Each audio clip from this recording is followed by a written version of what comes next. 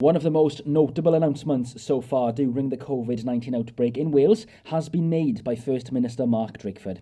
The next few weeks will see lockdown restrictions lift, seeing life in the capital and Wales attempt to return to some sense of normality. The first string of changes will come into play from Monday the 22nd of June. Non-essential shops will be permitted to reopen.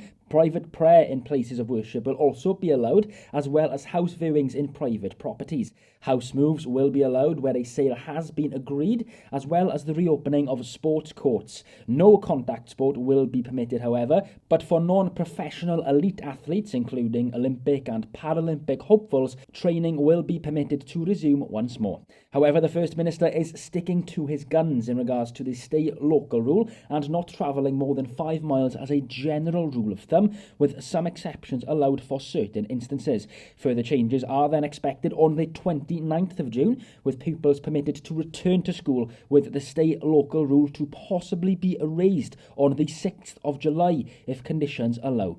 And finally, on the 9th of July, the Welsh Government will look at whether self-contained holiday accommodation is to resume, as well as hairdressing and beauty appointments. A conversation is also expected at that time in regards to the phased reopening of pubs, cafes and restaurants. However, a senior member of the Welsh Tories has vocalised his issue with the 5-mile rule, stating that people will now simply ignore it and that there was no scientific evidence for the guidance in the first place. In light of this, Mark Drakeford has said that the stay local travel advice will remain in place for 2 more weeks because communities who have seen very few visitors will have to prepare to see visitors again, with fines still in place for those who breach regulations. Please tune into Cardiff TV on Monday, where we will be reporting on the reopening of Cardiff's High Street.